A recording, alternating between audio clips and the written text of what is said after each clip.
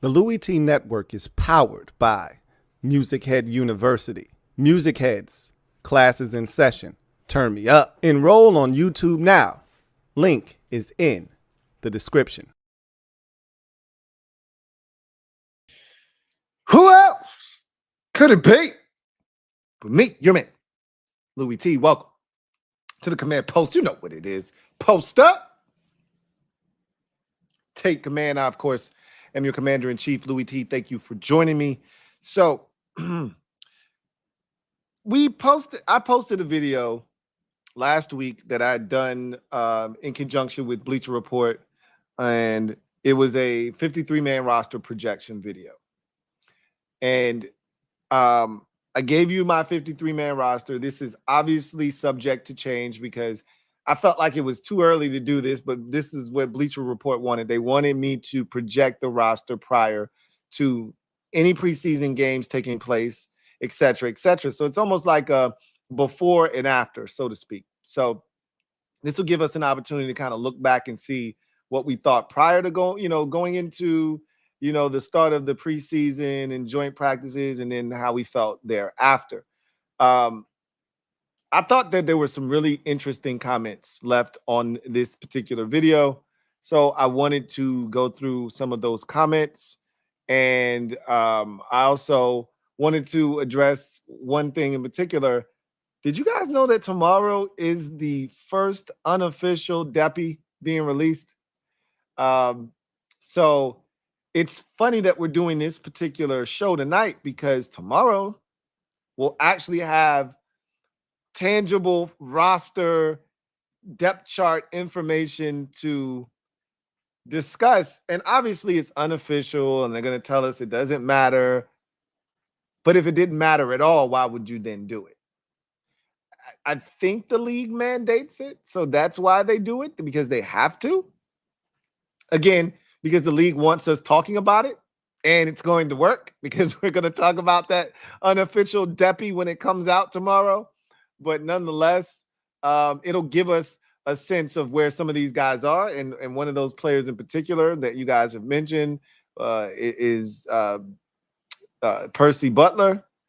I still don't think he's going to make this football team, but there's a lot of preseason ball to go. And I think the play on the field in the preseason games in particular are going to tell the story. So I will give you my thought process behind some of the decisions I made on the 53-man roster, and we can then go about it that way. So let's get to the comment section and discuss the 53-man roster that just for the purposes of this discussion, I think it would be only right if I showed you the 53-man roster so we could then discuss it real quick. So here's what I put forth for the 53-man roster. On offense, I had 25 players. Only kept 2 quarterbacks, Jaden Daniels and Marcus Mariota. 3 running backs, Brian Robinson Jr., Austin Eckler, Chris Rodriguez Jr. And I talked about these positions during the video, how you could get to 4 running backs or how you could get to 7 wide receivers if you so choose. And where you would go to eat off of that is you would take away one of these offensive linemen, go with 9 instead of 10. And that could get you a 7th receiver, a 4th running back. You could also go with 3 tight ends. That could get you a 4th running back or 7th receiver or a 3rd quarterback if you so choose. I think right now my motive for only 3 backs, and I said this in the video, we're just not super talented at running back. It's not a position where you feel obligated to keep an additional running back because, oh my God, this guy is so good, we don't want to cut him and expose him to the rest of the league. I think running back is one of the positions that are kind of meh on the roster right now. After the first 2 guys, there's really not a lot there that gets you truly excited. So I see the numbers 3. Receiver 6, Terry McLaurin, Jahan Dotson, Luke McCaffrey, De'Ami Brown, and Olamide Zaccheaus, to me, are all locks at this point. Olamide is not as much of a lock as the first 4, but I think if these guys are 100%, and I think McLaurin, Dotson, McCaffrey, and Brown are all 100% locks, then Olamide Zaccheaus is at 85 to 90% lock. So he's essentially a lock as well. This last spot, I've waffled back and forth on Byron Pringle. They brought him in here. How often, let me ask you guys a question. How often have you seen a player that just got to a roster make the team? A player that got to the team after camp started, they got there late, they're joining already in progress, and they just jump in. How many times have you seen that guy make the team? If it's not like a big time former Pro Bowl type player, how many times have you seen that guy make the roster? And after I got to thinking about that, I'm like, if Byron Pringle doesn't absolutely knock it out of the park as a kickoff return, man, he's not making the team. He's not making the team. If he crushes it in that department, well, there's a spot with his name on it. So anyway, he's my sixth receiver. He's the one, I told you there were like two guys up here where I'm like, if you ask me to do this over again, I might not put him up here. He's one of those guys. But I'm sticking to Byron Pringle for now. But obviously subject to change, and he could be the odd man out of this group. Tight ends for I told you this was the position that, along with safety, I felt the most, or excuse me, along with linebacker, I felt the most comfortable at. If they're keeping 4, these are the 4. If they're keeping 3, then minus Cole Turner, and there's your 3. That tight end feels really easy to me. I love Armani Rogers. I just don't know if he's ready from a weight standpoint, from a physicality standpoint. Not that Cole Turner's the most physical guy in the world, but he's bigger. He's been playing the position longer now. And I think his time on task is what's going to give him the edge over an Armani Rogers. You know, I love Armani and I want him to be the guy, but I think it's Cole Turner right now. So Ertz, Bates, Sennett, and Turner are your 4 tight ends. 10 offensive linemen, and I've got them in order of them starting and how it looks. Brandon Coleman, Nick Allegretti, Tyler Biadasz, Sam Cosmi, and Andrew Wiley are your starting 5. Cornelius Lucas is your primary left tackle backup. Mason Brooks and Michael Dieter and Chris Paul on the inside at guard and center. We'll see. This is also subject to change. Now, I feel good about all of these guys except for Mason Brooks. He could easily, because Brooks and Paul are interesting. Paul, unlike Brooks, who offers you the versatility of playing center and guard, Dieter as well. Paul is the only guy here that doesn't really offer you that versatility to play multiple positions. He can play both guard positions. He can't really play center. And while he did play tackle in college at Tulsa, he's not really an NFL tackle.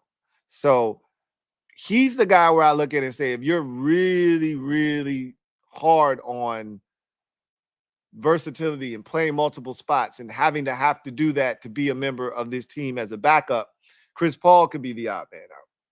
But I would not discount, Ricky Stromberg here over a guy like Mason Brooks, over a guy like Chris Paul. I would not, especially with his versatility, being able to play center and guard. If Ricky Stromberg can show that he can consistently play the guard position, we know he can play center.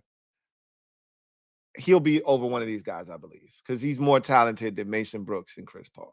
So we'll see. He's got to prove it. And he's coming off of an injury that hasn't allowed him to really showcase his skill set. So hopefully he gets his opportunities and makes the most of it, being healthy. And then Trent Scott is the last guy, and I think he'll be here as well. Go to the defense. I got 25 on that side of the ball as well.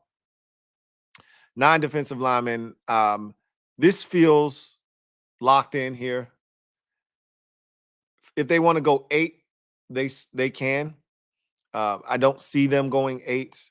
I see them going 9 with 5 defensive tackles. The 4 defensive ends. KJ Henry is only here because F.A. Obata is on the PUP list. Once F.A. is ready to go, KJ will be reduced back down to the practice squad. But for now, he's holding a roster spot. Dorrance Armstrong, Cleveland Farrell, Dante Fowler Jr., KJ Henry, Jonathan Allen, Deron Payne, Johnny Newton, John Ridgeway, and Fedarian Mathis are your 9 defensive linemen. This is my strongest and most rock solid position. I don't think this is going to change, and I think I've nailed this with the 6. Some people have told me that's too many linebackers. They're not keeping 6. We'll see about that. You might be right. They're not keeping any less than 5. I can assure you of that. I feel like 6, with the way that it's set up right now, 6 is a good number, and you're keeping the best position on the team, arguably, at its strongest by keeping 6. Bobby Wagner, Frankie Louvu, Jamin Davis, Jordan McGee, and Michael Walker all seem like locks. And then Anthony Pittman, a guy they signed in free agency as a core special teamer, he also feels like a guy that they just aren't looking to move on from. He feels like a guy that is going to be on every single special team, is going to be, one of the best on those special teams units, and also offers you the ability to play linebacker in a pinch. And so I think they keep 6. 10 defensive backs, 5 and 5. This is where one of the big debates happen. Corner first, Emmanuel Forbes Jr., Benjamin St. Juste, Michael Davis, and Mike Sainristil are all locks at 100%. 100%. They all on the squad already. Noah Igbenogany, I kind of just pulled out of free agency thin air, right? No rhyme or reason other than Dante or Joe Witt Jr. and Dan Quinn know him more so than the others. They also remember signed James Pierre in free agency.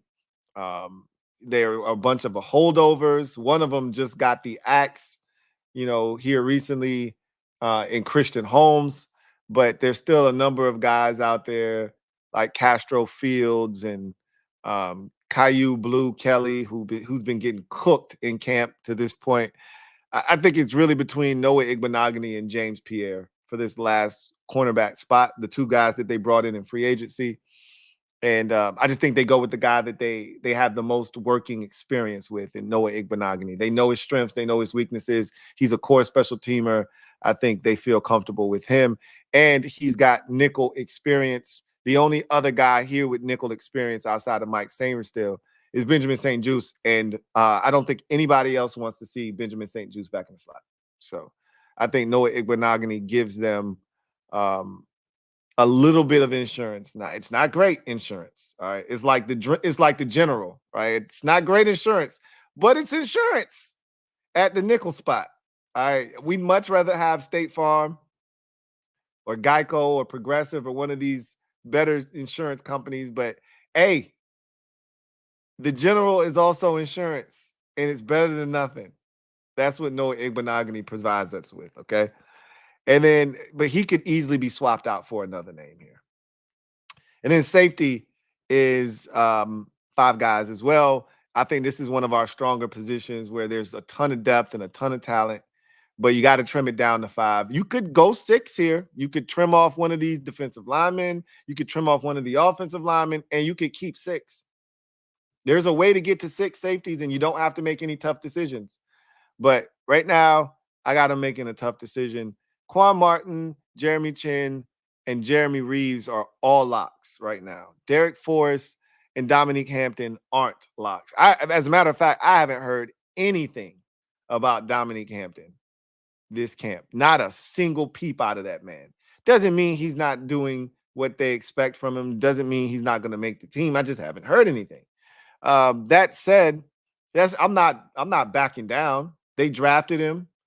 They're not going to expose him to the rest of the league as a 5th-round pick. I think they value him and want to continue to see what he can provide them with. Obviously, the preseason will tell the story. If he's just absolutely overwhelmed by the NFL and there are other guys that are better, they can cut him and get him back onto the practice squad, and they will. They'll absolutely do it in a heartbeat if he's not performing up to speed. There's somebody else that they could keep if that guy has a really strong camp and preseason, that they could cut him, get him on, because that's what it's all about. It's all about who can we cut, pass through waivers, and get back onto our practice squad without a fight. And if Dominique Hampton continues to be awfully quiet in the preseason and doesn't differentiate himself or stand out in any way, shape, or form, you can cut him and get him back. Now, if you don't want to run the risk of that, and most teams don't like exposing their, fifth round picks. I remember a time where fifth rounders got cut.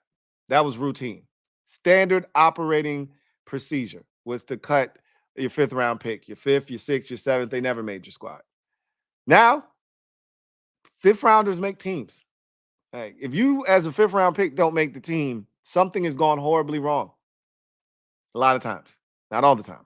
But if you're a super talented team and you got 2 fifth round picks, one of them might not make the team. But I think Dominique Hampton is a guy that they want. Derek Forrest is the one that has caused quite a stir because, one, he's injured now, which when I put this out, he was not injured. He is now injured, so that does not help. Hopefully it is not significant. They made it seem like it wasn't significant, but any time missed is time missed, and that's valuable.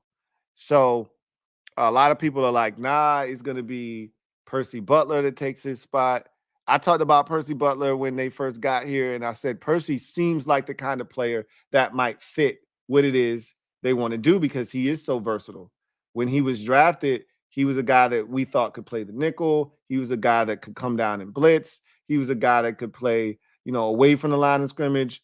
But what I've seen from him, the inconsistency led me to Derek Forrest. But we'll see. And then obviously there's still the question of Tyler Owens. Again, he's undrafted for a reason. He's made a bunch of plays in camp, but he's super, super raw. And if he blows it up in the preseason, then you might have a decision to make. Because if he kills it in preseason, somebody's going to see that size, weight, and speed and say, hey, go ahead and sign his ass up. But ultimately, you'd like to think you should be able to get a guy like Tyler Owens onto your practice squad, theoretically speaking. So, which is why he's not up here. But you never know. And then the specialists, this one is 2 out of the 3 are locks. They're on the roster. Ott signed a 3-year deal. He's on the roster. And Tressway, even though he's in the last year of his deal, he's not. Now, they tried out some punters. I know y'all heard that. They ran some punters out here, but Tressway is safe as it gets. They literally did that for various reasons that I heard. None of them are which are important. Tressway is your punter. Here's where the real discussion lies, and it's with place kicker Riley Patterson. I still contend that of the 2 kickers they have on the roster right now, Riley Patterson and Ramiz Ahmed, Patterson is the guy that has the best chance to make the team. But thus far in their competition, Ramiz Ahmed has the leg up. Did you see what I just did there? He is 13 of 15 on field goal attempts since Riley Patterson came on board. Meanwhile, Riley Patterson is 12 of 15 on field goal attempts. So once again, we'll see what these guys do in the actual games. I think that's what's ultimately going to be the determining factor is what did you do in the actual preseason games when you got a chance to kick? I would love to see one of these dudes be in a similar situation that Joey Sly was in last year versus the Ravens, where you need a kick at the end of a preseason game to win it. Put that kind of pressure on them. You would love to see that. It's rare that you get those type of opportunities in the preseason, right? Where it's a pressure kick game on the line, and you get to put your kicker in one of the most stressful positions that you can put a kicker in, except for the regular season, right? I doubt we get that again 2 years in a row, but I would love to see one of these kickers placed in that position and what they do, because that's going to go a long way in helping determine how you perform in the games. And don't forget about how you kick the ball off, because you got to. If you watched the first preseason game between the Texans and the Bears, then you saw how important it is to kick the football in the landing zone. If it lands in the end zone first, they get the ball at the 30-yard line. You have to kick it in the landing zone. If you kick it out of bounds, they get it at the 45-yard line, damn near midfield. So you have to kick it in the landing zone. That's important too. But I digress. Let's get to your comments, because that is the basis for tonight's show. I was so impressed with a lot of your comments, and a lot of you guys kind of, I don't want to say a lot of you had, which I would expect. It's 53 guys. Like, I don't expect you to feel like every single one of those 53 selections that I made are accurate. I expect disagreement on at least 8 to 10 of them. So with that said, let's get to your comments and what you guys had to say. Throw myself down here in the corner, and we will go to work. So let's get to the first comment I wanted to jump into, and that's from @It'sHimMega, my guy Megs. Shout out to Megs. He writes, and this is it right here. This is the one we're on right here. Not too sure about Percy Butler not making this team. Go ahead and like this one right now. He's been getting second team reps almost exclusively in camp so far, and Defoe is now out with a hamstring injury, something to think about. And again, when I put the 53-man roster out, Defoe was not out with the hammy. So obviously that factors into the decision-making process.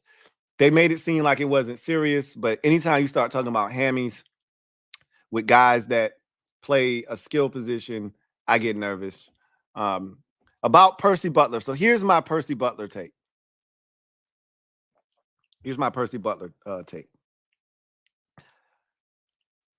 I think Percy Butler is super talented, and he may ultimately fit what this staff wants to do better than Defoe.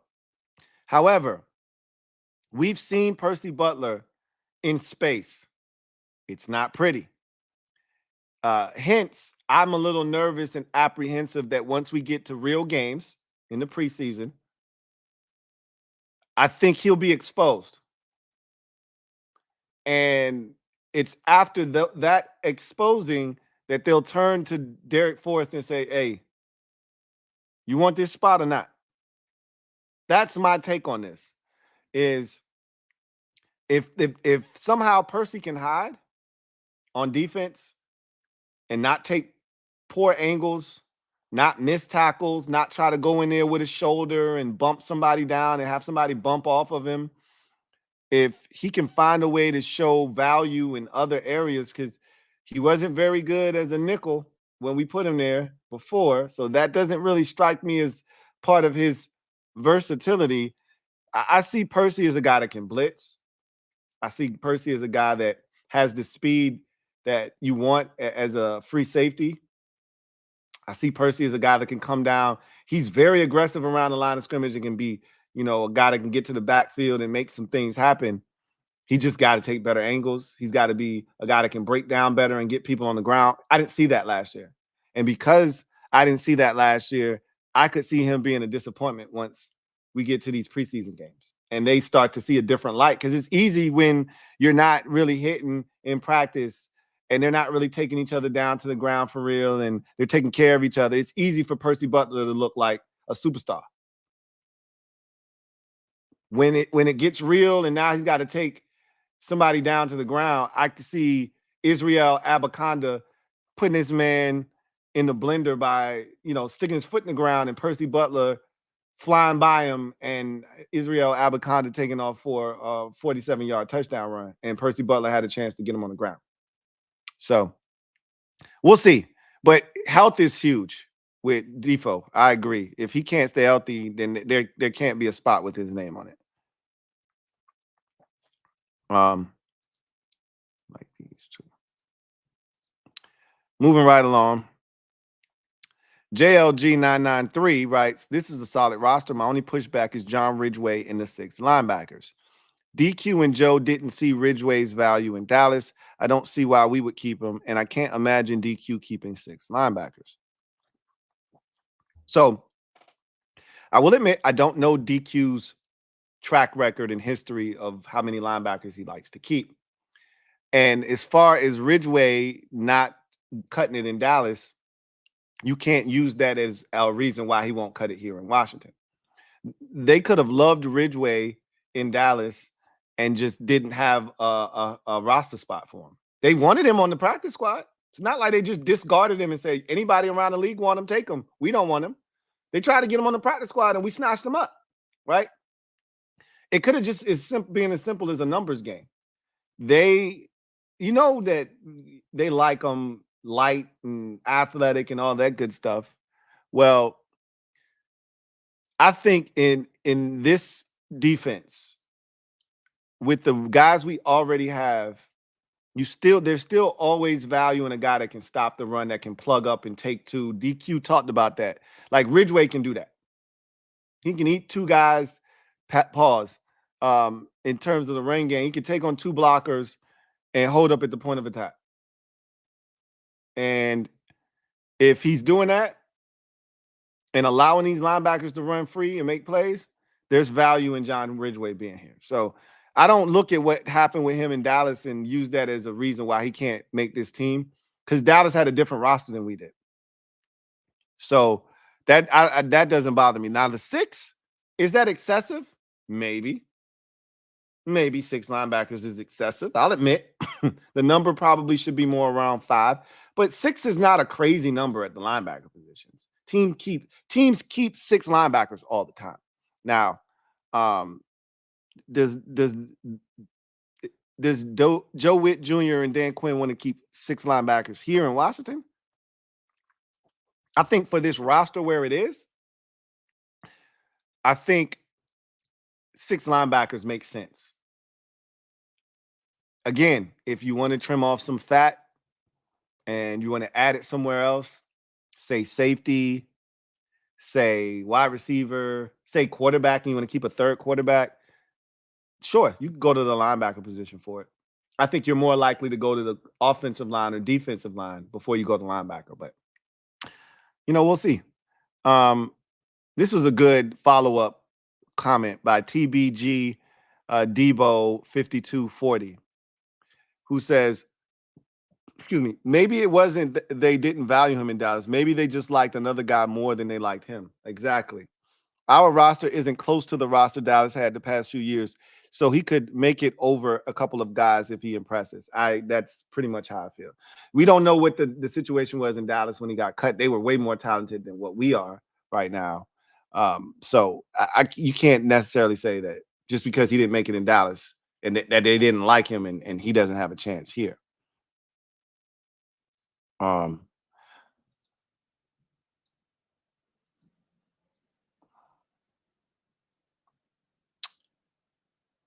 Tim O'Brien says, thank God you still have Jamin making the roster as a linebacker. Yeah, once we heard that Jamin was going to be back at off the ball linebacker on 1st and 2nd downs, that put me at ease. If they were just going to just use him in that situational pass rusher role, then he was a long shot to make the roster. But when they said, no, we still value him as an off the ball linebacker, and we don't want to get too far away from that, then I was like, okay, we're good now. We can go on. Landry Balbin, one of the most liked comments on this in the comment section of this video. Landry Balbin 560 writes, Jamison Crowder is making this team, Louie. He is our best punt return option. But is he really? See, that's the thing that we don't know for sure. I would argue that not only does he have to be the best punt return option to make the team, which you're right, if that is the case, he's making the team, if they feel that way.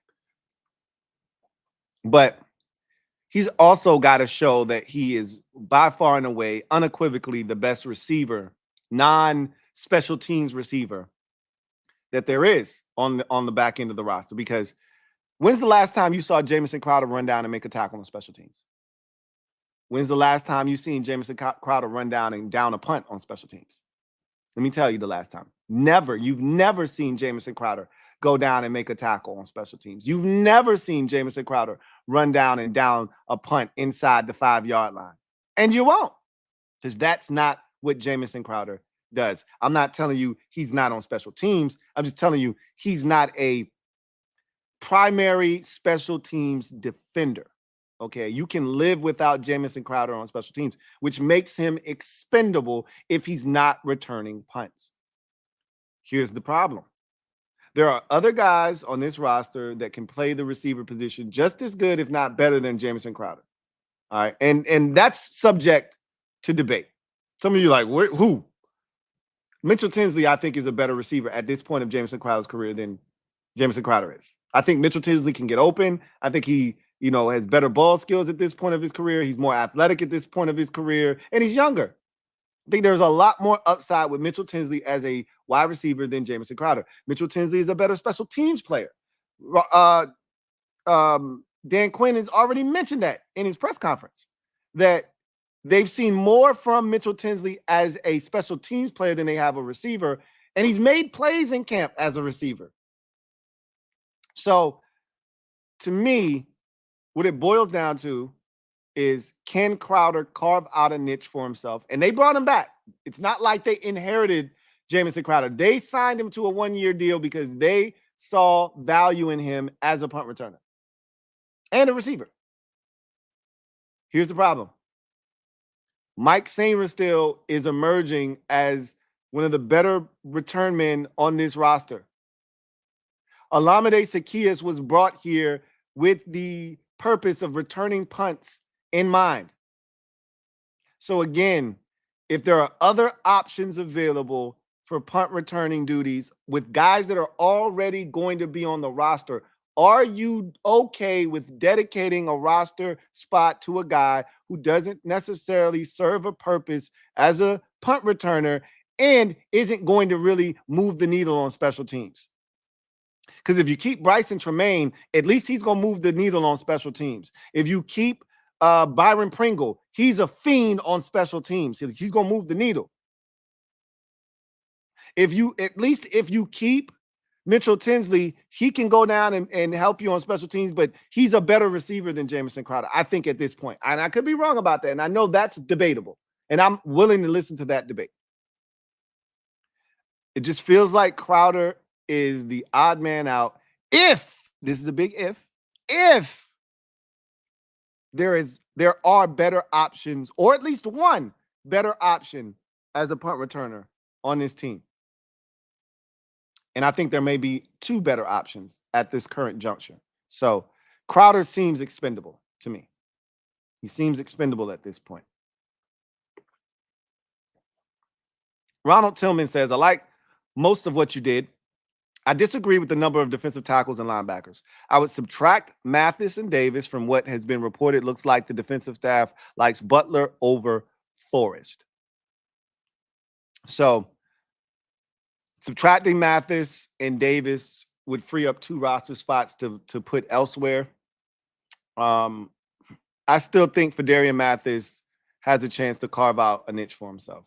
And we know Dan Quinn loves to rotate guys. We just don't have any bodies and real talent at defensive end. So the only, he's going to want to keep, and especially with Johnny Newton coming back from his foot injury and them not really wanting to put too much on his plate, I think you would be foolish to think that they're going to, trim off fat at defensive tackle right now. Because I've already said this. If you cut either Ridgeway or Mathis, you're not getting them back.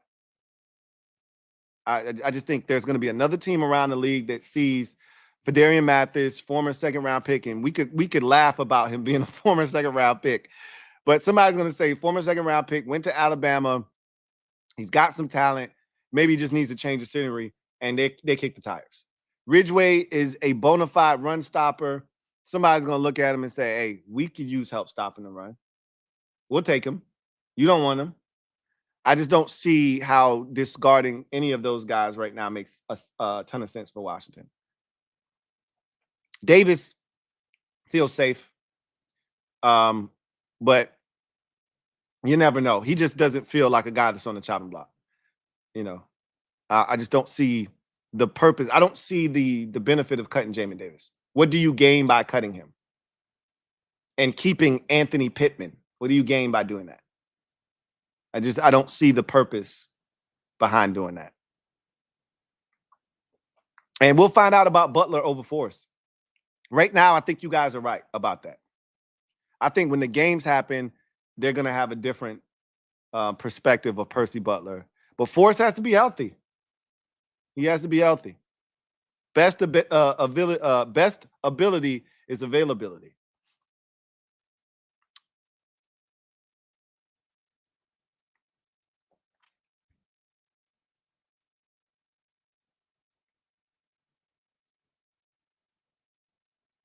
Jake says, got to see how the second and third strings perform during the preseason. Exactly. That's going to really go a long way in determining who's what and who's where, right? User says, keeping 3 QBs. They paid Hartman a lot of money for an undrafted player. He would not make it through waivers. Why wouldn't he? Why wouldn't he? So here's the thing, and this is what I needed to explain to you, user SP7PF9JC8B. You pay a lot of money to get him here, right? Because in that initial wave, it's a bunch of teams out to get Sam Hartman after he's not drafted. That's why they call them priority free agents, because you have to make them a priority or else someone else will and they'll sign elsewhere. So you got to be among the first to call, and sometimes you got to also make sure that your money is right. So yeah, they paid Hartman a lot of money for an undrafted player. Doesn't mean that you have to keep him on your roster. Tons of guys. Washington spent the most money on Mason Brooks last year as an undrafted player. Did he make the roster last year? No, he didn't. Right. Yeah, they paid him a lot of money for an undrafted player because they see value in bringing him here, getting him in the system, and then cutting him. Nobody else around the league is going to snatch him up. Okay. Because the only way Sam Hartman can be claimed off waivers is if you're putting him on your active roster. Who's going to put in a waiver claim for an undrafted player who barely played in the preseason? Well, he's going to play in the preseason. So let me take that back. Even though we got 4 quarterbacks, he's going to play quite a bit in the preseason. Who's going to put in a waiver claim to give a roster spot to a quarterback who is undrafted with no NFL experience to put on the back end of their roster? Nobody's doing that. We paid that money to get him here so we could get him in our system. And once he's in our system, he's not going to leave. He's not leaving for the UFL, right? He got drafted there. He's not leaving to go there. He's not leaving here to go to somebody else's practice squad, right? He's going to stay here, which is why we paid that money to get him here, get him comfortable. Now he's not leaving. You can cut him. You can put him on the practice squad. He continues to develop. I think they see long-term backup quarterback ability in Sam Hartman, which is why they paid the money. And they're going to express to him, we see a future for you here in Washington. And he's going to understand that. And most times when guys get cut, they stay with the team that cut them, the team that signed them, the team that drafted them, whatever the case may be, because you're already in their program. They know you, you know them, and your best shot is with them. Now, if somebody's going to give you an opportunity to be on their active roster, you take that opportunity if you think that's the best situation for you, because it's guaranteed money at that point. But I get what you're saying about them paying him a lot of money, but they paid him that money to outbid other teams to get him here.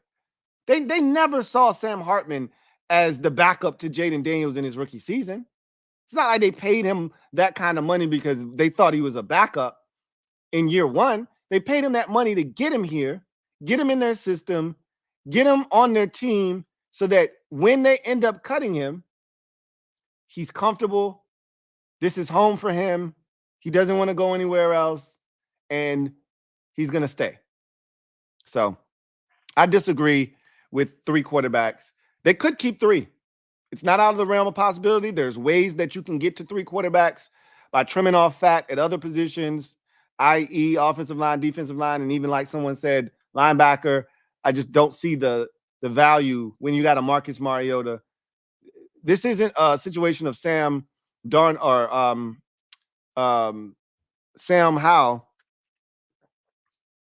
where you spent a 5th round pick on him, so you're not going to cut him and expose him to the rest of the league, and now you got to keep 3 quarterbacks.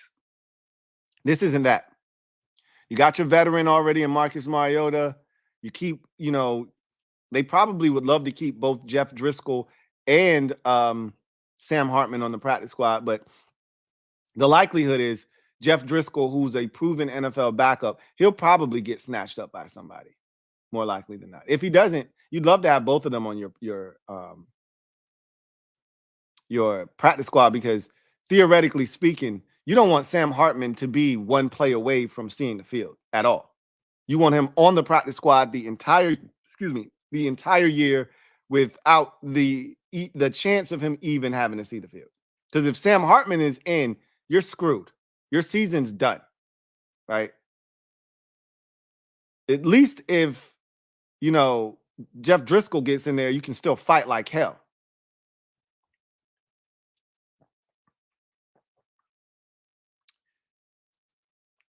Bart Butkus, this is a great question. This is a really, really good question. Quick question. I haven't heard anyone mentioned as a backup to Sanders still at nickel. There has to be a guy. Who is that guy? Joshua said, to be honest, other than Quan Martin, there may not really be one. St. Juice has played nickel as well, but not so great from what I remember. As Louie T said himself, if Mikey Sanders still gets injured for a significant amount of time, they're screwed. We really need to find a suitable backup nickel. Quan Martin can do it, but it takes a starting free safety spot, and who could suitably take over there? That'd be a disaster. So here's the thing. I just mentioned this a little bit earlier, but there isn't a real technical nickel behind Mikey Sanders still. However, Noah Igbenogany has some ability to play in the slot. Now, how well? I've told you he's an insurance policy, but I've told you he's much like the general and a lot less like State Farm or one of the big name insurance companies that, take good care of you. But it's still insurance nonetheless. So that's part of the reason that I kept Noah Igbenogany on the squad as well. Not just because he's a hell of a special teams player. He returned that blocked field goal against the Giants for a touchdown last year. Not just because he came from Dallas and Joe Witt Jr. and Dan Quinn know him, but because he also can offer you the ability to play in the slot. But again, it's real dicey, man. I'm nervous about that. And it's not gonna be something that they fix overnight. Over time, you'd like to think that they will be able to provide us with a little bit more depth there. But it's year one, right? You can't fix everything overnight. I've been saying that for a long time. So anyway, I digress. Joshua writes, at around the 16-minute mark, I guess I was talking about the offensive line and the tackles. He says, reports out of camp is that Trent Scott has played awful at right tackle, and it's looking pretty bare at right tackle behind Andrew Wiley, which is really saying something, seeing how poorly Wiley played there last season. Now, in all fairness to not only Wiley, but the entire O-line, Eric Bieniemy's terrible play calling had the O-line in pass pro for 3+ seconds on a constant and consistent basis for the entire season. Being dead last in running calls played in the entire league says all you need to know. Add in the fact that Sam Howell tended to hold on to the ball far too long and far too often, and it's no wonder the O-line played so poorly. Yes, the O-line was lacking overall talent, but the unit as a whole looked much worse than they really were, and that's a fact. With some players coming into their second, third seasons, Chris Paul, Ricky Stromberg, Braden Daniels, Mason Brooks, etc.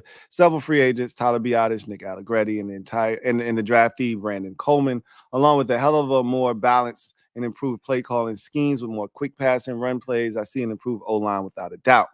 More talent plus better play calling equals better O-line. Way less sacks / pressures, etc.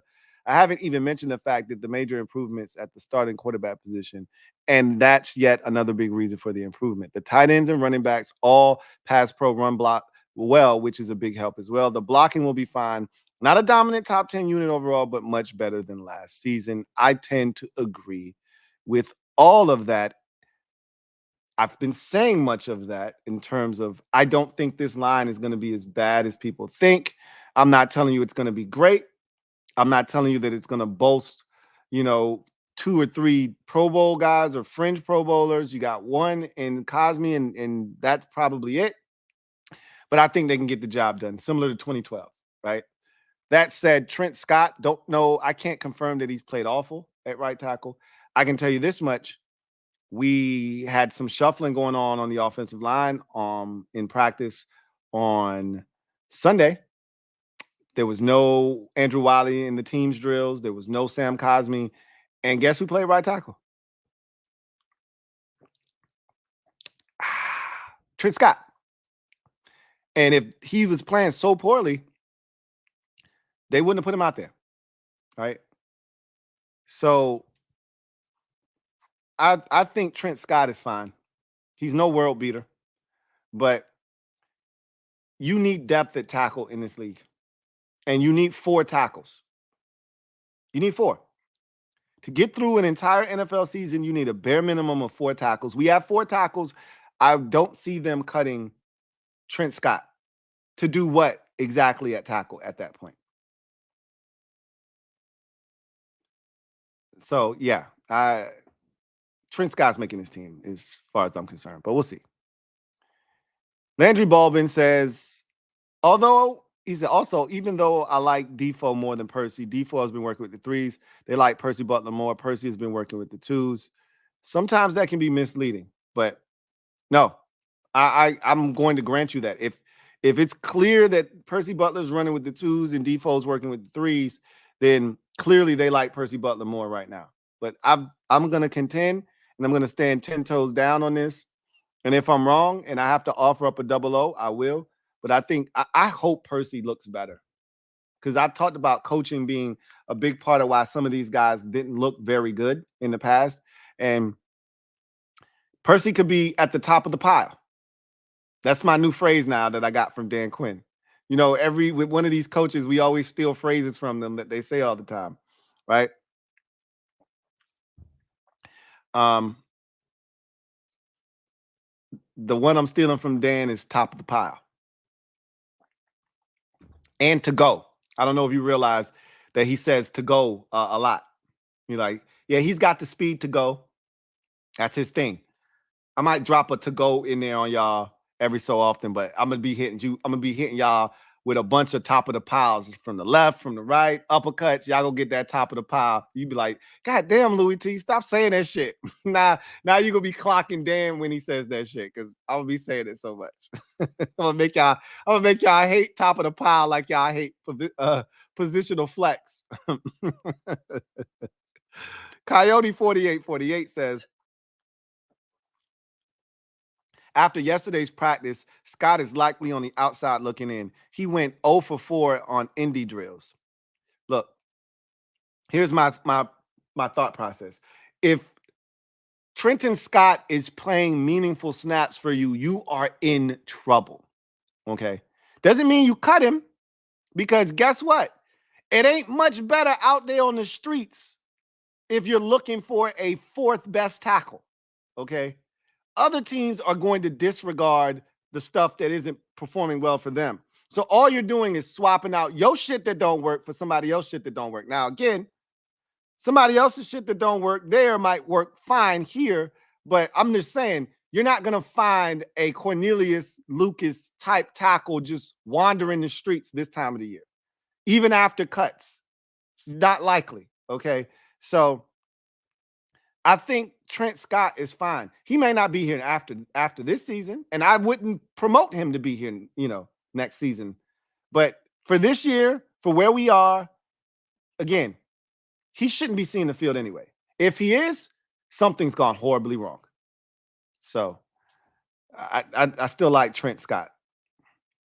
Derek B writes, if training camp champion Cole Turner takes a roster spot from Amani Rodgers and is a healthy scratch for most of the season, I'm going to be pissed. So I hear you on this. This is the thing that has me believing that Amani Rodgers because I'm an Amani Rodgers guy through and through. I would love nothing more than to have Amani Rodgers on this 53-man roster because he offers something that no other tight end on this roster has. And that's pure, unadulterated speed. Ben Sinnott can run. Cole Turner can run. They can't Amani Rodgers run. Okay? None of them can. So while I would love Amani Rodgers, they've talked about physicality, and physicality. And Amani Rodgers is like 230 pounds. Now, if he's bulked up to 235, 240, he's got a shot. But as far as I know, he's still like 225, 230. And if that's the case, I see it as being really, really tough for him to beat out Cole Turner, who's a legit 240, 245. And he's been playing the position now for 3 years. Both of them should have been playing the tight end position for 3 years now. But they haven't been because Amani got hurt. So it's really his second year now playing tight end. So I just think Cole Turner is I think he's going to have the nod over Amani Rodgers. But like you said, it seems like Cole Turner makes the team and then, is a healthy scratch on most weeks. That was with the last staff. We'll see what it looks like with this staff. But if that's the case, you might as well just keep 3 tight ends, right? But easier said than done because all it takes is one injury and now you're down to 2 tight ends. So you would like to keep 4 on the roster. So if something happens, you still can run your 3 tight end sets. You still can do a lot of the things you wanted to do before the injury. You keep 3 tight ends. Now you're relegated to only being able to do a certain amount of things. And a certain portion of your playbook is probably no longer in play because you're down a tight end, right? So I think keeping 4 just makes the most sense. Frank McLaughlin. I'm glad you just threw in a random nice work, Lou. I really appreciate that because I have a few names that I wanted to give some a shout out to real quick for contributions on social media or via CashApp. Eric Sunderland. Shout out to Eric Sunderland. Really appreciate you for the support. Obviously, Frankie Baby, my guy Frank McLaughlin. Aloha for my guy Frankie Mac. Thank you for the contribution on Cash App. Will Housen, thank you for your contribution on Cash App as well. And Brandon Harris, my guy, thank you for the contribution on Cash App as well. Appreciate each and every single one of you and everything that you guys do. So shout out to my guy Frankie Matt as always. IRJ 7191 says, we don't know if Mathis can play in this league. Why? Because he stays in street clothes. Only one way to find out now. If he can't stay healthy, then he won't make the team. Yeah, that is really simple. Colin Talks Sports writes, I really think Owens should make this team. He might not play, but Cam Curl was a 7th round pick who was making plays in camp, and they had one injury happen and got on the field and almost immediately was awesome. I know they're different players and we're in a different spot than we were in 2020, but I'd still like to see him make the team. So, and he says, in order to keep Owens, I'd cut Chris Paul, the offensive guard. So here's the thing, Colin. This isn't a list of guys that I would like to see make the team. It's the list of guys that I think are going to ultimately make the team. If that were the case, Amani Rodgers would be on this team, right? It wouldn't be, Cole Turner. But the fact of the matter is,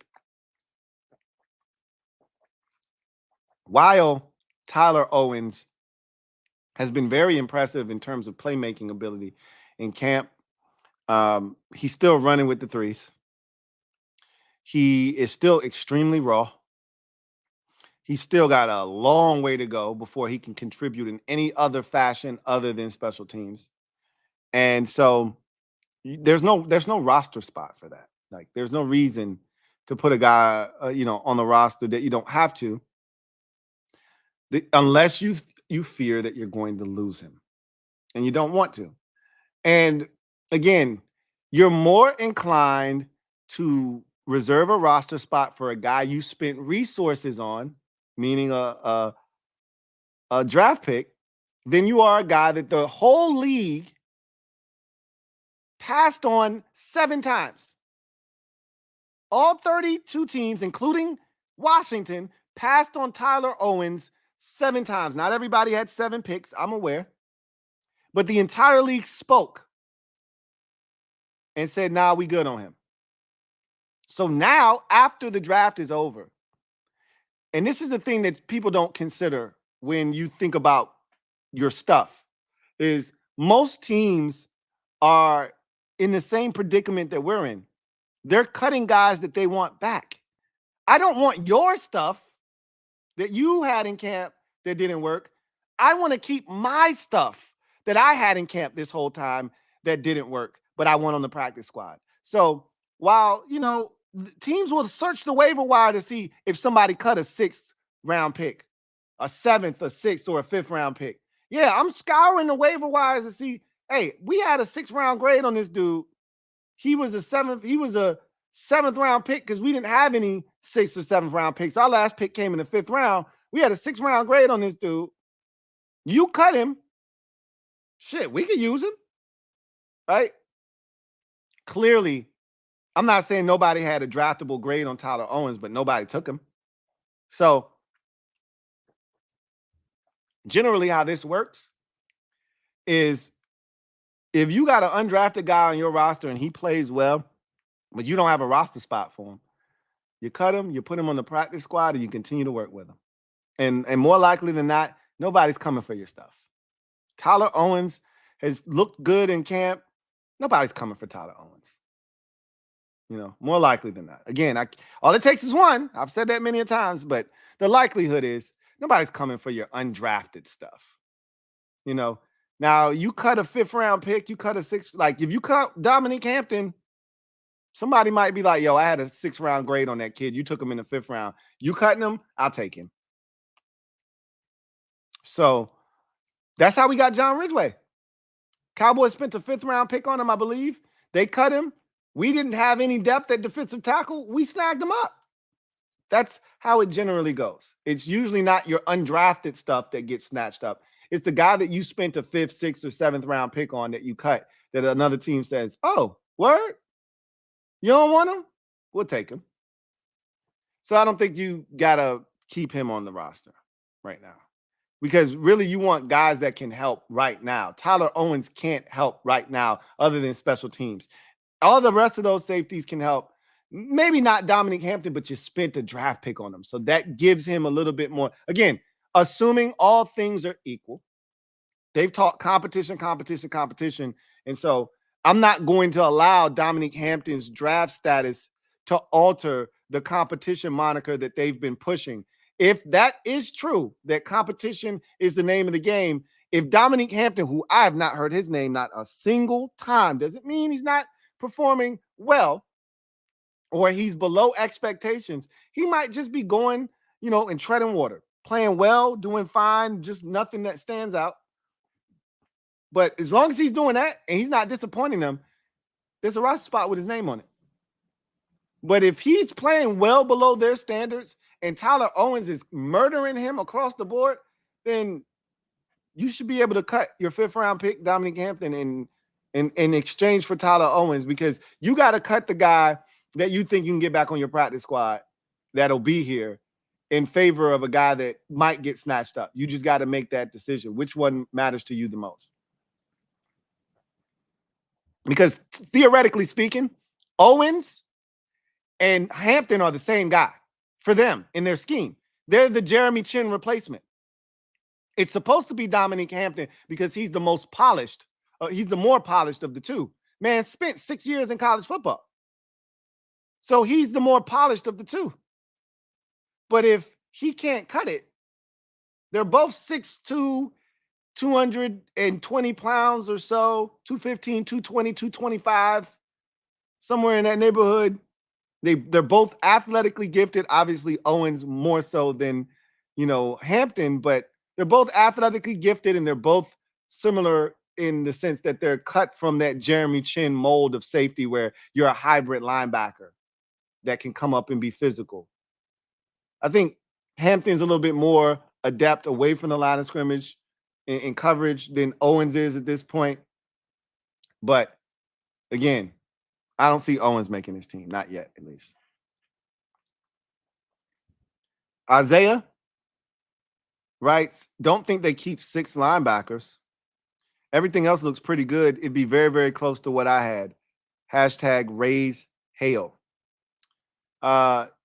Gene Ailman says, I don't know about both guards we drafted last year being cut.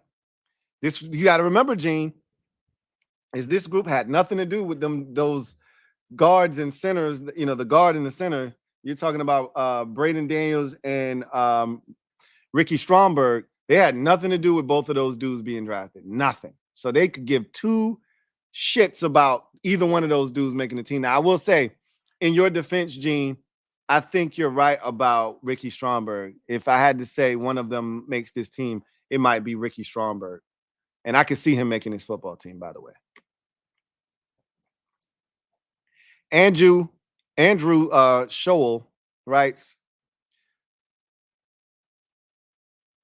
I feel like we have to do a kicker evaluation from the rest of the league when they cut kickers. They may not be done, and I've said this already. I'm not sure that they're done. And the guys that they have right now, I'm going to just be fully transparent with y'all. I am not, I repeat, not a fan of Riley Patterson. I am not. I didn't like him in Jacksonville. I didn't like him in Detroit. He's been solid, and he made kicks. I am not a Riley Patterson fan. So I hope there's another guy out there. But if it boils down to him or Ramiz Ahmed, give me the lesser of the 2 evils, I guess. And I don't even know who that is right now. That's why the preseason is going to play such a huge role. I just think Riley Patterson, with his NFL experience right now, wins out a competition. But it's like you're choosing between the lesser of 2 evils. All right. Silver Fox writes, hey, Lou, I like your 53. I would change 3. He writes, he would add McNichols at running back, Owens at safety, and Crowder at wide receiver / punt returner, and he would remove Rodriguez at running back, Mathis at defensive tackle, and Pringle at wide receiver. Cheers. So I could see McNichols, who they brought in here to be their 3rd running back, over Chris Rodriguez Jr. That is not out of the realm of possibility, Silver Fox. You are not far off there. I would not be shocked one bit if we got that depth chart tomorrow and McNichols is higher on that depth than Rodriguez. It would not shock me that we get to the preseason and McNichols is one of the first backs off the bench in the preseason and Rodriguez is getting that mop-up duty at the end of the game that does not bode well for making the team, right? Would not shock me because they like McNichols and they have history with him. And he can catch the ball. Not saying that Rodriguez can't, but we know he can. And Rodriguez had an injury last year, the end of the season. He came into OTAs a little heavy. So I'm not saying, I'm just saying we'll see.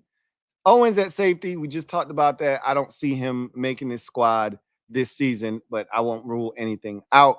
And taking Mathis off isn't a reach. I told you, if you want an extra roster spot, you can go to the D-line or the O-line. Those are the 2 best places to go to trim off some fat so you can add a guy at another position. Mathis could be that guy. Pringle at wide receiver. Again, I tend to agree with you that Pringle won't be here. Generally, I came to this conclusion after I did it, like a day or 2 after I did it, and I said, how many times have you seen a guy show up 2 weeks into training camp and make the team? And I said, not one without a name, not very often. And I was like, there you have it. So I don't know. I think you might be right about Pringle. And I don't know if it's going to be Crowder that's taking his spot or not, but I like where your head is, Silver Fox.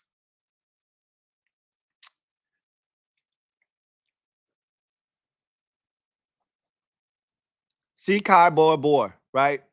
Writes, It will continue to be a process, but I just imagine how much better this roster will be in another season or two. Amen to that.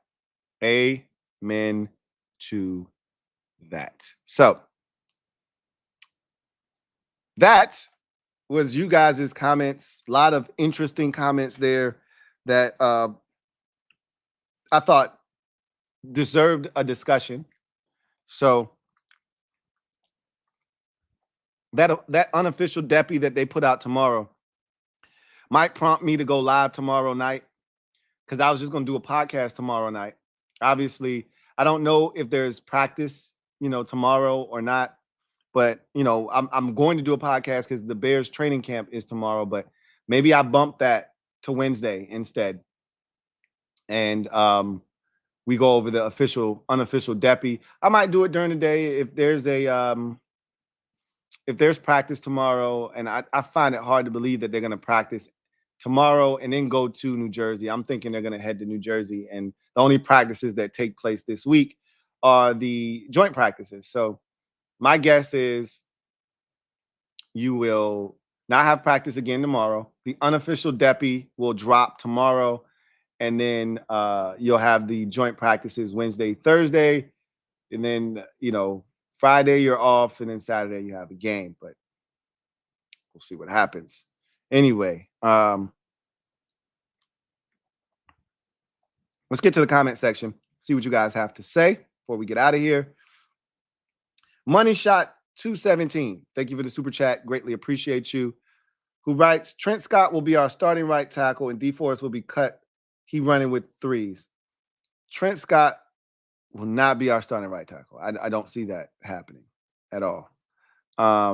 If Andrew Wiley is healthy, Andrew Wiley is starting at right tackle.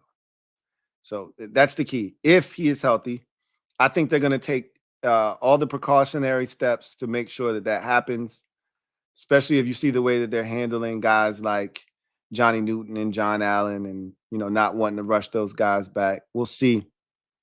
But if Andrew Wiley's healthy, he's the starting right tackle. Now, Defo getting cut, I still beg to differ on that, but running with the threes is not healthy. It's not good for your health. But I will say this, it's still early. I still see time for him to supplant those safeties that may be ahead of him, including Percy Butler, prove to this staff that he has value to them. And it's nothing like going out and playing real professional tackle football. And again, the Percy Butler I saw didn't overwhelm me with his ability to do that as a safety. But again, put him in a different scheme, ask him to do different things, and who knows? Totally different Percival Butler. But time will reveal all. Swaggy P, thank you for the super chat. Greatly appreciate you. Thank you for being a member of the MOBB. My guy, Swaggy P, writes, what up, Lou? What up, Swaggy P? Went to my first training camp this past weekend since the Gibbs 2.0 era, and man, is it different. It feels different, Swaggy.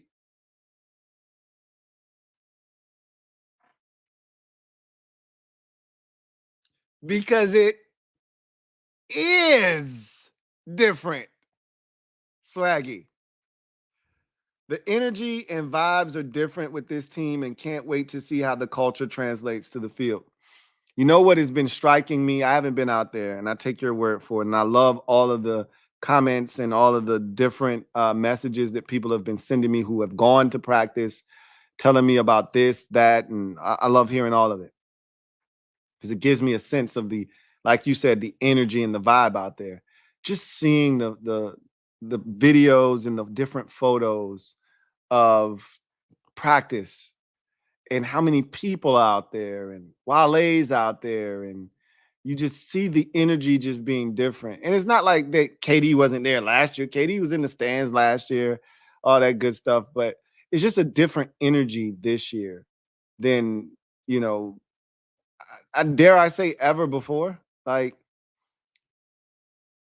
we haven't seen this type of energy from the fan base.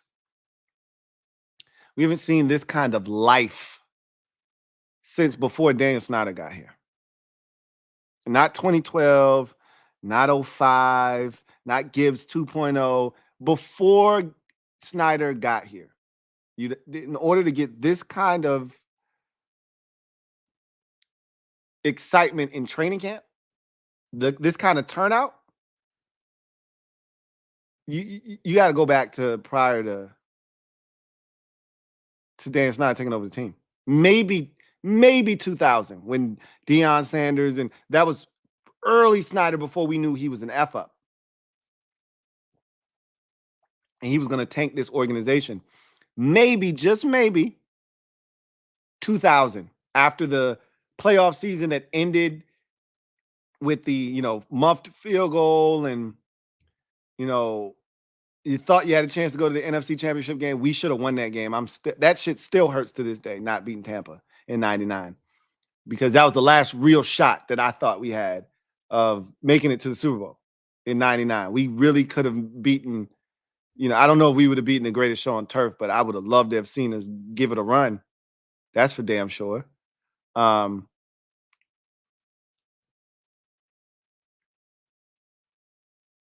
I didn't think we could beat the 49ers in 2012. So I didn't think that team could go to the Super Bowl. But 99, I thought we could absolutely go to the Super Bowl. And that next year, when you got all those guys, Bruce Smith, Deion Sanders, Mark Carrier, Jeff George, et cetera, there was a lot of hype. That was the last time, for those of you who are gambling degenerates out there, the last time that Washington was among the odds-on favorites to represent the NFC in the Super Bowl. It's the last time. So there was probably a ton of excitement then. But I'm seeing these crowds and the droves of people standing, waiting to get in, the amount of people at these practices. And I'm just like, wow, this is wild. I love it, man. I love to see it. Glad you got to experience it, and you're feeling the vibe and the energy. Scratch More Fortune, been a member for 33 months. Who writes, really do appreciate you too. Almost close to that 3-year anniversary. He writes, do you see a world in which we keep 7 receivers for the new kickoff? Anything's plausible. I don't think the new kickoff rule is going to force them to keep an additional receiver. But just off of principle, I could see them keeping a 7th receiver if they so choose. But much like I said with the running back position, I don't think we're overly talented. Like, do you think this roster forces you to keep a 7th receiver? I just don't. All right. I'd much rather dedicate an extra roster spot to, say, safety, where there's more talent, if you're going to do that.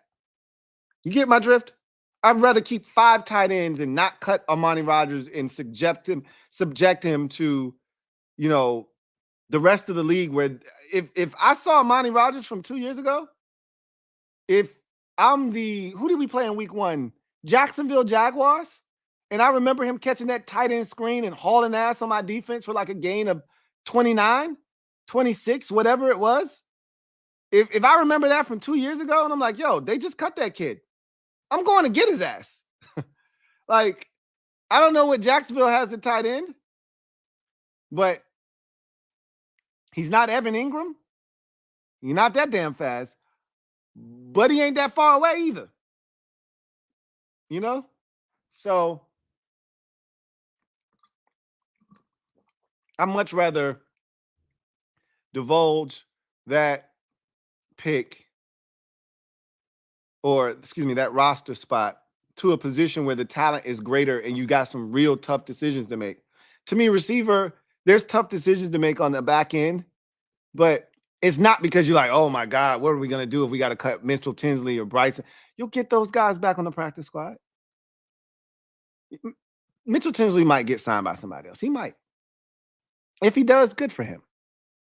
Go get him, Tiger.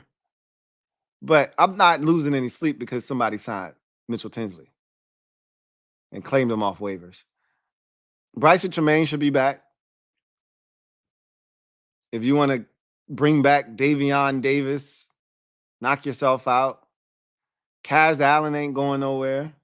Like, these are guys you can cut, and if you want them back on your practice squad, they should clear waivers, and you'll have the opportunity to put them on practice squad. I don't see the rationale behind keeping a 7th receiver when you could keep a 5th tight end, a 3rd quarterback if you so choose. I don't think there's a reason to keep a 3rd quarterback either, but you can keep a 5th tight end. I think that makes sense. If we're talking about keeping the best players and keeping your stuff here, you could keep a 4th running back if you so choose, so that, you know, McNichols doesn't get scooped up by a team that needs some depth at running back. Or you want to keep working with Rodriguez because he was going to be the odd man out. Afraid somebody else might scoop up Rodriguez. I could see a situation where you keep a 4th running back, a 5th tight end, or a 7th or a 6th safety, excuse me, before you go 7th receiver. To me, at least. But that's just me. Mental Fortitude. Thank you for the super chat. Greatly appreciate you. Excuse me. Mental Fortitude writes, "Hey, Lou, I've been following you for a long time. I'm 22. I've been a Skins fan my whole life, and all I know is pain besides 12 and 20, even though we lost." Yeah, you're pretty young, and you haven't seen a lot of winning. So if 20 is one of your best seasons, boy, we got to change that fast, because that wasn't even a winning season. That was 7 and 9. So at least 2012, we all remember 2012 and have fond memories of 2012, and we would kill for 2012 and 20 outside of the injury to the star quarterback. We would kill for 2012 to be duplicated and make a playoff run and win the division and this, that, and the third. That'd be great. But 2020, if that's some of your fondest memories, we got to change that in a quick, fast, and in a hurry. So this season to me is the beginning of something big. Something you, as a fan that's very young, who hasn't seen a lot of winning, can be proud of. Us, who are a little bit older, who have seen a little bit more, can be proud of. And then those who have seen the glory years, who know what it was like when this franchise was the best in the NFL, they can also have some new memories and see winning once again be restored in the nation's capital. So hang in there. That's all I got to tell you. Hang in there. I know you're young and you haven't seen a lot of winning. I'm not telling you that this year is going to offer you what you're looking for, but I'm telling you that it's not that far off the horizon either. I'm telling you that give it 2 or 3 years, and we're going to be talking about this team not only as a playoff team, but with serious NFC aspirations, championship game type conversations. That's what if Jaden Daniels is what we think he is, and his staff is what we think they are, and the front office is what we think they are, and I have no reason to believe that none of those things are going to be what I think they are. Look out. Look out. Christopher McLaughlin, thank you for the super chat. Greatly appreciate you. Thank you for being a member of the MOBB. My guy, Chris, thank you for the support as always. Truly do appreciate you as always. My guy, Chris, writes, excuse me. "Hey, Lou. What's up, Chris? Hope all is well with you and the family. Likewise, as always, likewise. Hope you and the family are doing splendidly. 2 questions. What would you consider a successful joint practice in preseason from Jaden Daniels besides staying healthy, and why? And 2, how many games should ST cost the current kicker situation, and why?" So how many games could special teams cost the team with the current kicker situation, and why? So I'm going to go in order of the way you asked the question. What is a successful joint practice in preseason from Jaden Daniels besides staying healthy, and why? So the joint practices, let's start there, because those come before the actual games themselves. what you want to see from him specifically in this game against the Jets, this preseason or this joint practices rather, is growth, right? I expect mistakes. I expect him to make mistakes, maybe get picked off once or twice. I expect, him to have some growing pains. That's a part of the process, right? What I want to see is growth. Like if he struggles in day one of the joint practices, how does he fare in day two, right?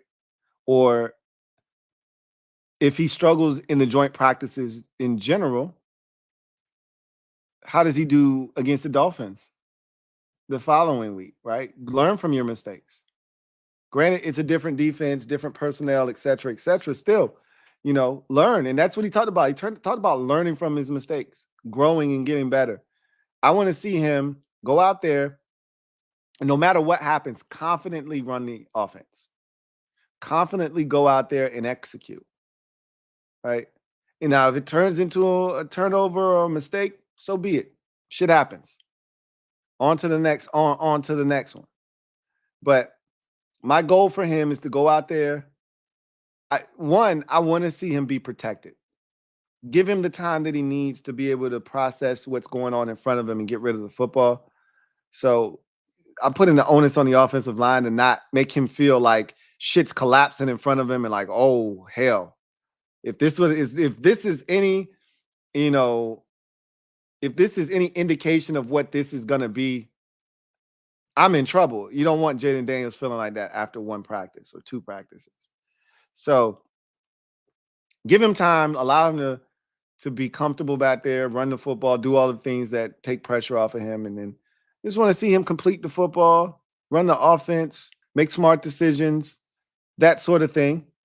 And then in the preseason game against the Jets, I would love to see us go down the field and get some sort of points. I would prefer a touchdown, but I don't want a 3 and out. Then he got to come back on the field again. I'd like to get him one possession, 3-4 first downs on that possession, get in the scoring range. I'd love to see them score a touchdown, as I said, but if you don't, you kick the field goal and you keep it pushing and his night's done, right? And you get him out of there. He's clean, he's healthy, and you move on to the next week. Because the Jets, more likely than not, aren't going to play their starters. They're a veteran team. They have Super Bowl aspirations. They're not in the same boat as we are. They're not looking to play starters in the preseason. It doesn't benefit them. They're a veteran team. They got the same coaching staff, the same defense that's been implemented for the last 3 years, the same offense that's been implemented for the last 2 years. They're not looking to change any of that, so they don't need to put their guys out there. So theoretically speaking, you're playing against backups. So go out there and make it look like you're playing against backups. That's what I would like to see. But again, show growth. Mistakes are going to happen. Show growth. Don't repeat the same mistakes over and over again. Same with the Dolphins practice. Learn from the mistakes made at the Jets, practice and preseason game and apply that to the Dolphins, joint practices. And same thing with the preseason game. As far as how many games the special teams could cost us with the field goal kicking situation, it just depends.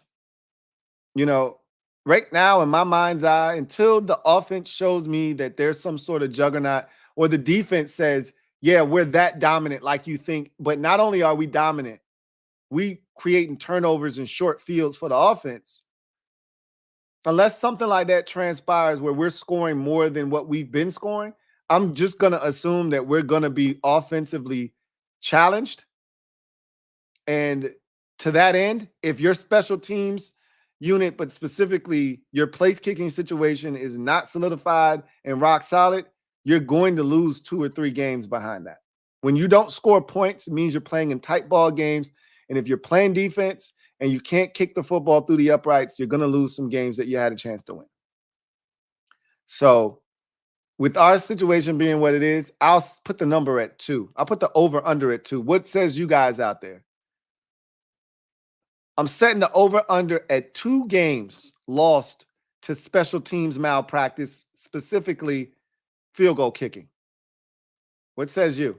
I could see us losing a game, 21-19 because of a missed extra point. And now you go for it. You missed the extra point. So now you got to go for 2 to tie the game up in a game that should have been tied already, or you should be going for 2 for the win. Now you got to go for 2. You don't get it and you lose the game 21-19. I could see that shit happening, right? I could see a game that's 20-17. You need this kick to go to overtime and they miss. Or you're down 20-19 and you need this field goal to win 22-20 and they miss, right? I see those types of things happening. Scores 23-21. You need this field goal to win 24-23. It's 47 yards, and that shit's pushed to the right. I can see that.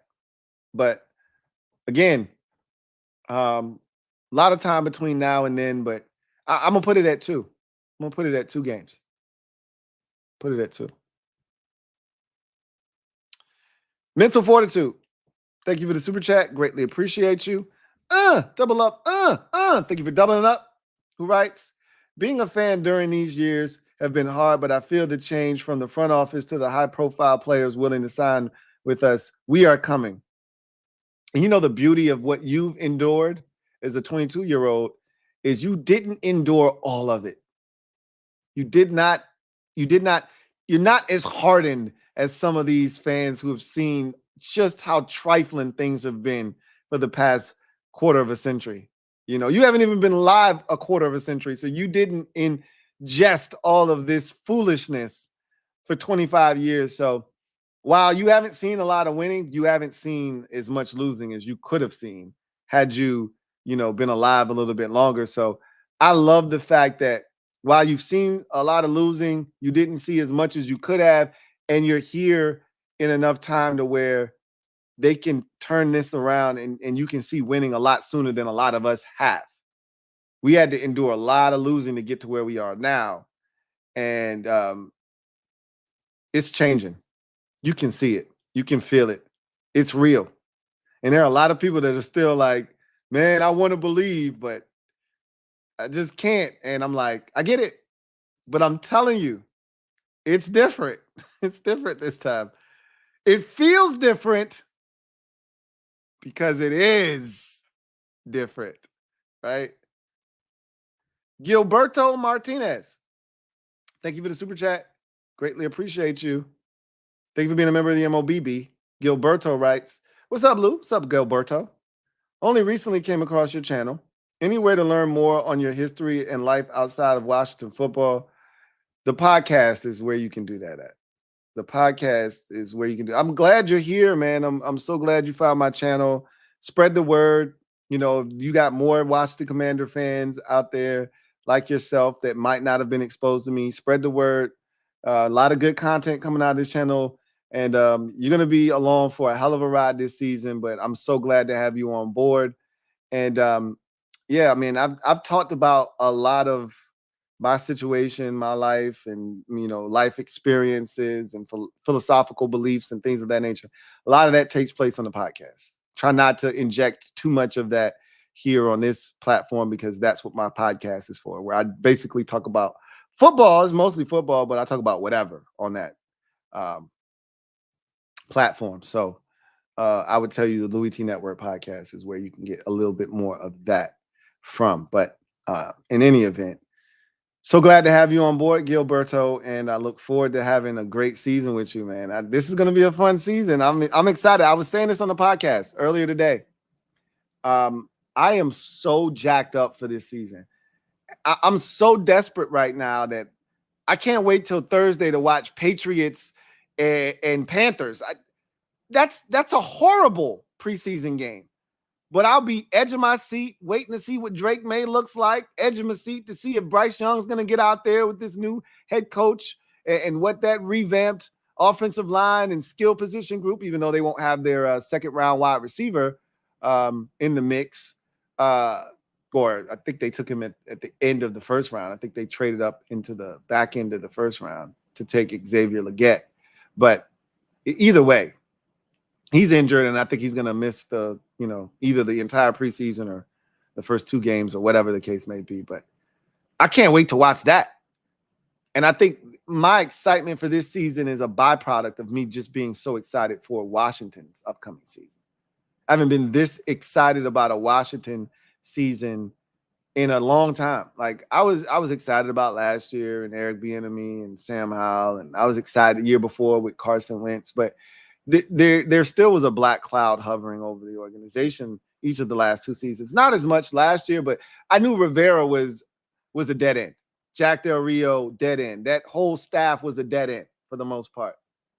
Stands for a few holdovers, Bobby Ingram and Tavita Pritchard and the like, and Ryan Kerrigan and the very few guys that they held over from the last staff. But it was a dead end. We knew that. Like you couldn't win and have sustainability with Ron Rivera and company here.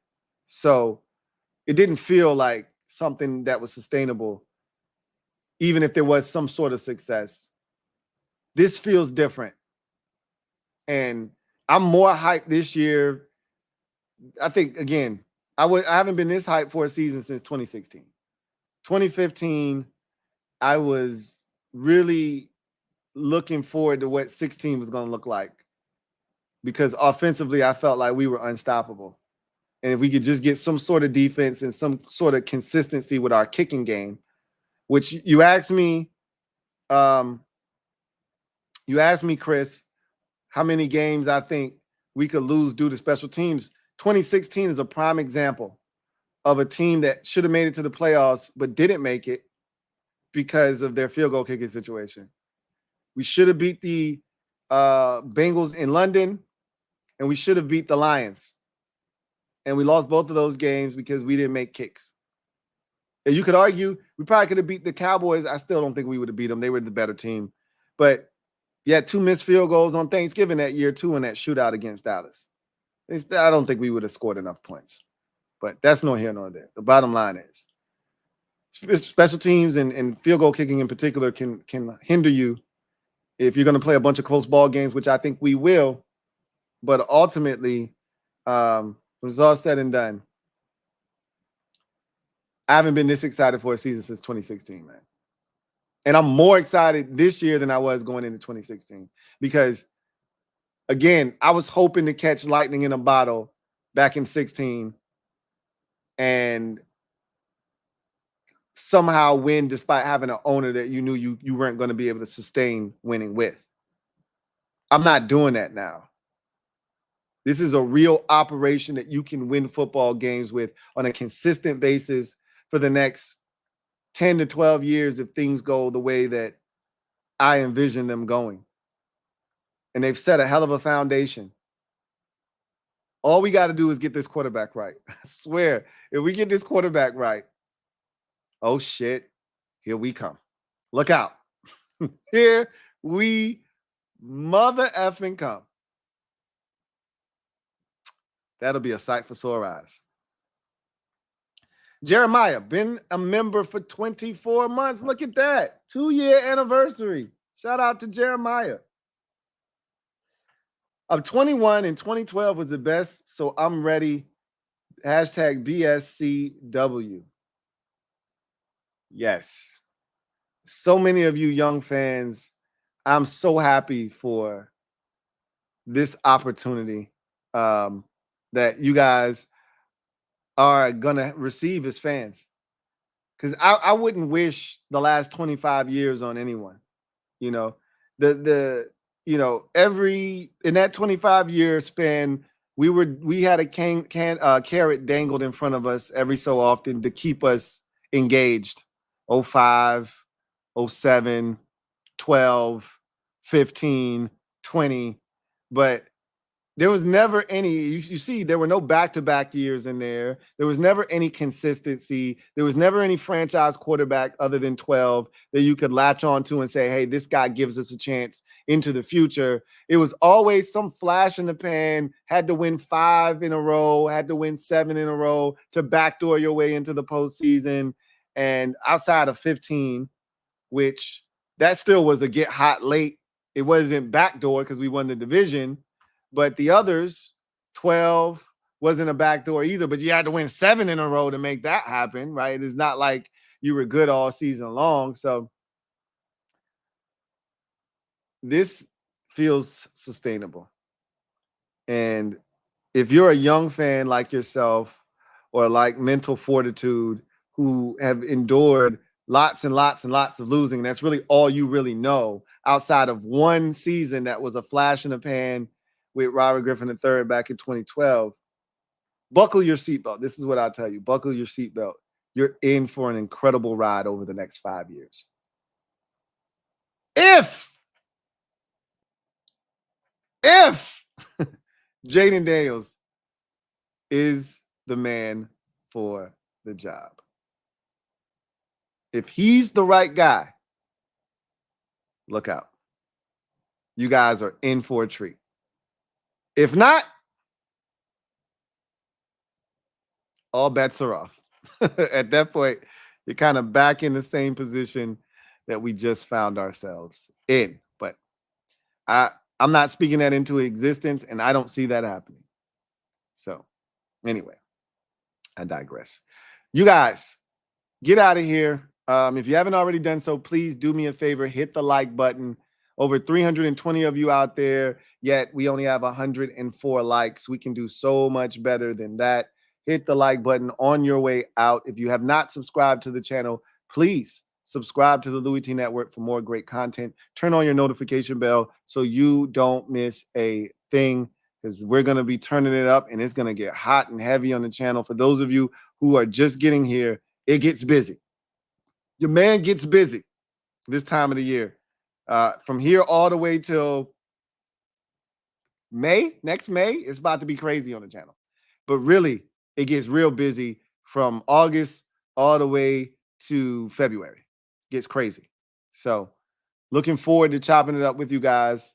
And I look forward to doing it again tomorrow. Unofficial Deppies are being released tomorrow. So, we'll be chopping it up about that. Any surprises, anything that we see that sticks out to us, good or bad, we'll be discussing it here on the Louie T Network. But with that said, you know what it is. Post up. Take command. I look forward to chopping it up with you guys tomorrow. Until then, you guys take care. God bless.